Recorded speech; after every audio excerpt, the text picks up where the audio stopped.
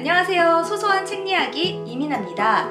네, 오늘은 제가 저의 아이들 지금 양육하는 양육이라고 하면 좀 그렇죠. 아이들의 교육 시기에 딱 맞는 시기적으로 딱 맞는 책을 발견하고 이건 꼭 읽어야 돼. 막 이런 느낌으로 막 이렇게 집어가지고 온 책이에요. 제가 사실 지금까지 큰아이가 9살이 될 때까지도 이런 육아서를 많이 안 읽었어요. 이제 읽기 시작한 지 얼마 안 돼서 저는 스스로를 육아서를 이제 많이 읽고 전달해주는 그런 엄마 북튜버가 돼보자 막 이런 생각으로 지금 열심히 읽고 공부하고 있는데 정말 무궁무진합니다. 이 세계를 아시는 분들도 되게 많을 거예요. 근데 저는 이제야 알았다는 거. 하지만 둘째가 이제 내년에 학교에 들어가기 때문에 저는 늦었다고 생각할 때가 가장 빠르다는 말처럼 정말 그런 말이 하나도 틀린 게 없는 것 같아요. 옛날부터 전해 내려오는 그런 말들, 저는 그런 말처럼 용기를 갖고 희망을 갖고 열심히 읽겠습니다. 오늘 가져온 책은 바로 이 책이에요. 초3보다 중요한 학년은 없다. 너무 단정적이면서도 뭔가 확 이렇게 막 잠이 살짝 들었다가 약간 잠이 확 깨는 그런 느낌? 약간 저는 그런 느낌을 받았어요. 왜냐하면 저희 큰아이가 내년에 바로 3학년이 돼요. 너무 지금 저에게 딱 맞는 책 아닙니까? 네, 사실 이 책은 신간은 아니에요. 제가 요즘에 뭐 꼭 신간만 보여드리는 건 아니잖아요. 네, 이 책은 이제 2020년 작년에 출간된 책인데요. 맞아요. 2020년 11월 딱 1년 전에 출간이 됐어요. 유튜브에서 해피 이선생으로 유명하신 이상학 선생님이 쓰신 책이에요. 현재 초등학교 교사를 하고 계시고 유튜브에서 되게 활발한 활동으로 부모님들한테 많은 교육 정보를 주고 계세요. 저도 우연히 유튜브에서 알게 됐는데 되게 생생하고도 되게 알짜배기 정보들 그런 것들을 주셔서 보면서 되게 영상도 막 길지도 않고 임팩트 있게 전달을 잘 해주시는 것 같아서 저도 구독하고 열심히 보고 있습니다. 네, 책도 그리고 잘 읽었습니다.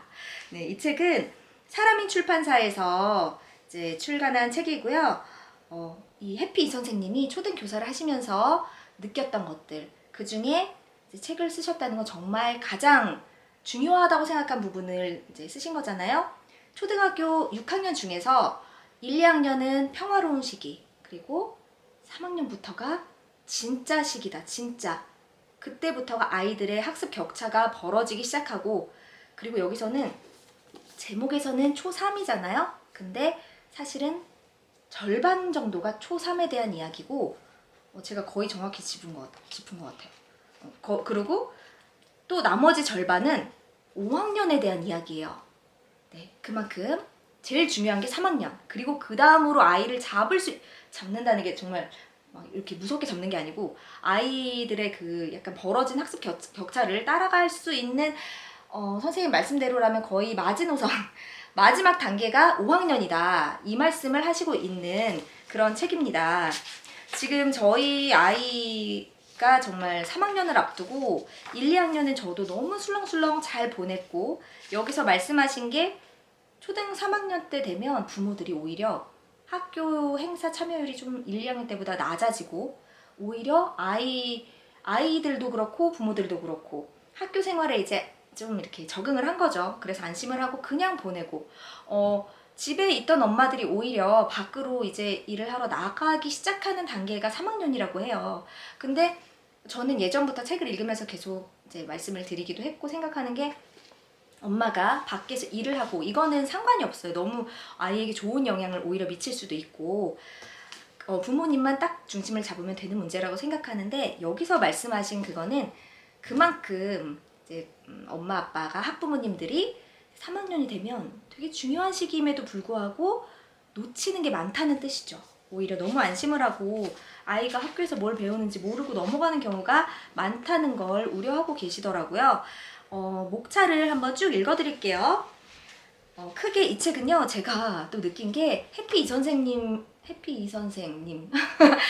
선생님께서 이상학 선생님께서 되게 이 앞뒤 막 이런 뭐라고 해야 되죠? 약간 랩으로 치면 막 라임이 맞고 좀 그 구조가 그 시로 따지면은 막 뭔가 이게 딱딱 앞뒤 맞는 거 있잖아요. 그런 느낌이 들어요. 목차를 보면서 뭔가 되게 시원한 느낌? 딱딱 이게 박자감이 맞더라고요. 일단 크게 파트 1, 파트 2로 나뉘고요. 그리고 파트 1에서는 파트 1은 초등 3학년 학습 격차가 시작된다. 2학년 겨울방학을 절대 놓치지 말자. 1장 초등 3학년 마음 놓고 있다간 후회합니다. 1. 초등 3학년의 학습 격차가 드러나는 이유. 2. 격차가 가장 많이 드러나는 과목과 해당 분야. 3. 3학년 우리 아이 격차 앞에 있을까 뒤에 있을까? 4. 격차를 보이는 아이들의 특징. 5. 초등 3학년 교실의 현실. 6. 드러난 격차를 좁히지 못할 때 어떻게 되는가? 2장 부족한 초등 3학년 아직 늦지 않았어요. 1. 학기 중에 과목별 격차 줄이기. 2. 방학 중에 과목별 격차 줄이기. 3장 잘하는 초등 3학년 그럼 더 발전시켜야죠. 1. 초격차 아이들을 위한 학습 제한. 2. 초격차 아이들을 위한 교과 외 활동 제한. 3. 초격차 아이들을 대하는 부모님의 태도. 4. 채워주면 자신감이 올라가는 예체능. 자, 여기까지가 파트 1이고요. 파트 1에서는 말씀드린 대로 초등 3학년에 대한 그런 이야기예요. 제가 아까 이제 뭔가 앞뒤가 딱딱 구절이 들어맞는다고 했잖아요. 그게 뭔지 이제 파트 2를 보면 아시게 됩니다. 파트 1에서는 3학년 때 마음 놓고 있으면 후회한다. 자, 격차가 왜 드러나는지, 그러면 격차를 보이는 아이들의 특징은 뭔지, 격차를 좁히지 못할 때는 어떻게 되는지, 그 다음 부족한 초등 3학년 아직 늦지 않았다 이런 이야기를 해주고, 그러면 어떻게 하면 늦지 않았는지, 늦지 않게 하려면 어떻게 하면 되는지, 그 다음 또 공부 잘하는 상위권 학생들을 위한, 초격차 학생들을 위한 그런 조언들, 이렇게 돼 있어요. 그리고 뒤에 파트 2에서는 또 5학년 학생들에게 이와 비슷한 같은 구조로 이야기가 전개가 됩니다. 파트 2, 초등 3학년 학습 격차가 심화된다. 1장 벌써 5학년 아직 시간 있습니다. 갑자기 또 희망을 주세요. 다행이에요. 이 책을 늦게 읽는 분들을 위해서. 1. 아이가 변화하는 시기 초등학교 5학년. 2. 격차가 가장 많이 드러나는 과목과 해당 분야. 3. 5학년 우리 아이 격차 앞에 있을까 뒤에 있을까? 4. 격차를 보이는 아이들의 특징. 5. 초등 5학년 교실의 현실. 6. 드러난 격차를 좁히지 못할 때 어떻게 되는가?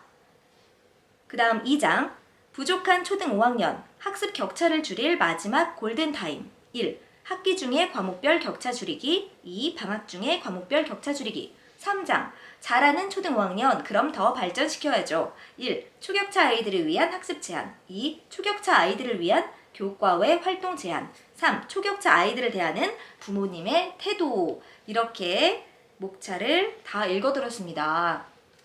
근데요, 정말 길잖아요? 사실 제가 이걸 다 읽은 게 아니에요. 여기 보시면 알겠지만 이 1장 안에 1, 2, 3, 4, 5, 6 이 안에 또 세세한 그런 내용들이 또 이렇게 담겨 있어요. 그거를 다 읽으면 제가 그냥 오늘 영상 시간이 끝날 것 같아서 이 부분은 간단하게만 설명을 해드릴게요. 그리고 또 제가 저희 아이는 내년에 3학년이 되기 때문에 3학년 부분을 더 위주로 그냥 간단히 말씀을 드리겠습니다. 목차만 봐도 알 수 있지만 초등 3학년 이제 마음 놓고 있다가는 후회해. 그러면 왜 그럴까? 격차가 어떻게 난다는 거야? 이런 이야기들이 있고요.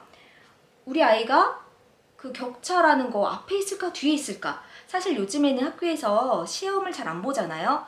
거의 반에서 그냥 수행평가 많이 한다면 단원평가 이런 식으로만 진행이 되기 때문에 우리 아이의 석차를 초등학교 때는 알 수가 없어요.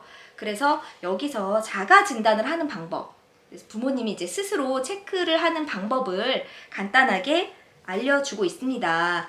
국어, 영어, 수학, 과학, 사회 이렇게 그거에 따라서 체크를 좀 해봐도 좋을 것 같고요. 그리고 초등학교 3학년 교실의 현실, 국어 시간에는 아이들이 생각해서 쓰는 거를 의외로 어려워하고 독서가 가장 중요한데 문해력이 딸리는 거죠. 사실 그냥 소리내서 읽을 줄은 아는데 읽으면서 동시에 뜻을 이해하고 생각하는 힘이 3학년 때부터 많이 부족해진다는 거예요. 그리고 영어 시간. 여기서 또 말씀이 나오는 게 일단 다양한 육아서가 있고 다양한 견해들이 있지만 이 해피 이 선생님의 계속 부르기가 되게 애매하네요. 이상학 선생님의 견해에 따르면 초등학교 때는 거의 복습 위주로 해라 그거예요. 거의 뭐 국어, 수학, 사회, 과학 특히 수학이랑 영어에서 아이들의 수준 이런 학업 격차가 많이 차이가 나게 된다고 해요. 고학년으로 올라가면서. 근데 그 중에서도 수학 같은 경우 특히나 복습 위주로 하라고 하십니다. 국어도 마찬가지고요. 예습이 필요한 부분은 거의 영어라고 거의 말씀을 하고 계세요. 왜냐면 3학년이 되면 영어가 갑자기 시작이 되잖아요. 근데 이상학 선생님 말씀은 1학년 때 한글을 떼고 들어가지 않아도 요즘에는 교과가 많이 이제 교육법이 개정이 돼서 거의 86시간 정도를 한글을 깨우치는데 이제 수업 시간이 이렇게 들어간다고 해요. 그래서 한글을 모르고 가도 거의 초등 2학년까지는 거의 완벽하게 학교에서 배워 나갈 수가 있다. 그래서 그렇게 예습이 필요 없다. 그렇게까지 말씀을 하시는 분인데 영어는 아니라고 하더라고요. 3학년이 들어가면 원어민 선생님도 있고 물론 보조교사도 있지만 갑자기 이제 영어가 시작되면서 거의 뭐 알파벳 이런 거를 막 알려주는 것도 아니고 인사말 우리도 옛날에 배워서 알잖아요. 인사말 뭐 자기소개 또 간단한 질문들 이렇게 실생활에 관련된 회화들이 갑자기 시작이 되기 때문에 아이들이 알파벳 모르고 오는 아이들 정말 하나도 모르는 아이들도 있고 반면 너무 원어민처럼 잘하는 아이들이 있대요. 그럼 이 아이들이 볼 때 이 아이를 보면 주눅도 들고 갑자기 어려워진 이런 이상한 말이 막 나오면서 영어를 조기에 포기해버리는 학생들이 생긴다는 거예요. 그렇기 때문에 요즘에 거의 뭐 사실 1, 2학년 때부터 많이들 하고 있어요. 거의 다 하고는 있지만 여기서도 이상학 선생님조차도 그렇게 말씀을 하시더라고요. 영어만큼은 유일하게 선행을 하면 좋은 꼭 해야 되는 그런 과목이라고 말씀을 하십니다. 그리고 나머지 과목은 다 교과서를 복습하는 거예요. 교과서로. 정말 이게 교과서만 봤어요. 이렇게 나중에 막 인터뷰하잖아요. 1등한 사람들. 그게 틀린 말이 아니라고 합니다. 교과서를 계속 보고 방학 때 다음 학기 선행보다는 지난 학기 교과서를 한 문제도 놓치지 말고 다시 풀어보고 넘어가는 게 가장 중요하다고 해요. 심지어는 사회랑 과학도 독서가 중요하고 교과서에 있는 개념들, 어휘들을 완벽하게 이해하고 넘어가는 게 가장 중요하다고 합니다. 제가 또 여기서 눈에 띈 부분이 있었어요. 요즘 아이들 공부 잘하는 아이들 많잖아요. 그래서 여기서 보면 격차 줄이는 방법 나와 있어요. 그거 많이 이제 꼼꼼하게 보고 따라하면 되고요. 다 복습 위주예요. 근데 여기 또 눈에 띄는 부분이 초격차 아이들이라고 했잖아요. 저는 초격차 아이라는 단어를 사실 여기서 처음 들었어요. 제가 그렇게 육아서를 안 읽었다는 티가 나는 건지 잘 모르겠는데 여기서 초격차 아이가 뭐지? 하고 봤더니 반에서 좀 이렇게 눈에 띄게 공부를 잘하는 아이들, 상위권의 아이들을 초격차 아이들이라고 말씀을 하시더라고요. 근데 뭐 초격차 아이들이라고 해서 저는 그렇게 대단하다고 생각은 하지 않고 그래도 어느 정도 부모님이 신경을 많이 쓰셨고 스스로 학습을 잘 따라가는 아이라면 국어는 3학년부터는 그림이 많은 책보다는 이제 그림이 좀 줄어든 글밥이 많은 줄글책을 읽기 시작하면 좋고요. 또 영어는 다양한 공부 방법을 제시한다. 뭐 사교육이 함께 들어가 줄 수밖에 없는 현실이고 또 나머지는 영어 콘텐츠들을 반복해서 많이 보여주고 수학 같은 경우 역시 복습인데 반복학습 그리고 교과서만 단순하게 푸는 게 아니고 이제 초격차 아이들은 심화 문제 그런 문제집 많잖아요. 예전 영상에서도 제가 말씀을 드렸듯이 심화 문제를 또 방학 때 그것도 예습보다는 복습 위주로 완벽하게 알고 넘어가라고 하십니다. 또 여기서 저는 또 이게 인상 깊었어요. 사회와 과학 이 부분에서 공통된 부분이 구조화 학습을 하라고 하는 거예요. 사회를 할 때도 약간 그 주소화 하라고 하셨어요. 주소가 있는 공부를 해라. 저는 이게 이것도 무슨 말이지? 하고 막 읽어봤더니 사회 공부를 할 때 정말 나무만 보는 게 아니고 숲을 보면서 지금 내가 읽고 있는 이 부분 교과서에서 읽고 있는 이 부분이 어느 시대에 어느 단계에 들어가 있는 것인지, 그리고 초등학교 때의 그 사회는 처음에는 우리 동네, 우리 고장에서부터 시작해서 우리 지역, 우리 나라 이렇게 점점 크게 범위가 넓혀져 간다고 해요. 그거를 다 인지를 하고 지금 내가 어느 단계에서 소달구지에 대해서 배우고 있으면 그게 어느 시대의 어떤 이야기인지 그런 거를 머릿속에 이렇게 개념을 쭉 잡아놓고 가는 게 중요하다고 합니다. 또 과학도 마찬가지예요. 학습하는 내용을 구조화해서 이렇게 공부하는 게 좋다고 하고요. 과학은 플러스로 과학 관련 월간지를 보는 걸 추천하셨어요. 저희도 예전에 이제 아이가 좋아해서 조금 읽어봤던 게 있는데 어린이 과학 동화라든지 또 여러 출판사에서 나오잖아요. 과학 관련돼서 그런 것들을 많이 읽으면 좋다고 합니다. 실험 관찰책 같은 것도 좋고요. 너무 쉴 새 없이 이야기를 해서 지금 무슨 이야기를 했는지 약간 정신이 없는데 어쨌든 초등학교 3학년 시기 아주 중요하다고 하고요. 그리고 또 늦지 않았다는 거, 얼마든지 따라잡을 수 있다는 거, 그리고 예습보다는 복습이 중요하다는 거, 그리고 3학년을 놓쳤다면 5학년이 있다는 거. 그리고 그 다음은 잘 모르겠습니다. 지금 이상학 선생님은 초등학교 선생님이시고요. 여기까지만 이제 말씀을 해주신 거예요.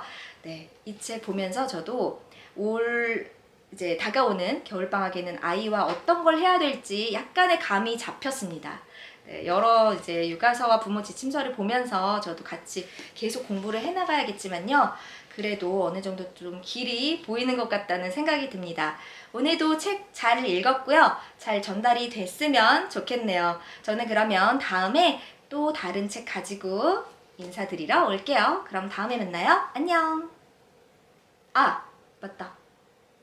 한 줄 서평 빠졌어요. 한 줄 서평. 이거 한지 이제 3번째인데 한 줄 서평. 이 책은 나를 충격에 빠뜨린 책? 이거 너무 단순한데? 아니면 충격에도 빠뜨렸고 결국은 독서가 답이다. 이게 저의 한 줄 서평입니다. 정말 너무 뻔하지만 여기서마저도 선생님이 말씀하셨어요. 초등 교사들에게 아마 질문하면 거의 대부분이 독서를 1순위로 꼽을 거라고 말씀을 하셨어요. 모든 과목에서 정말 독서가 답이더라고요. 읽어보시면 압니다. 그럼 저는 진짜로 인사드릴게요. 안녕.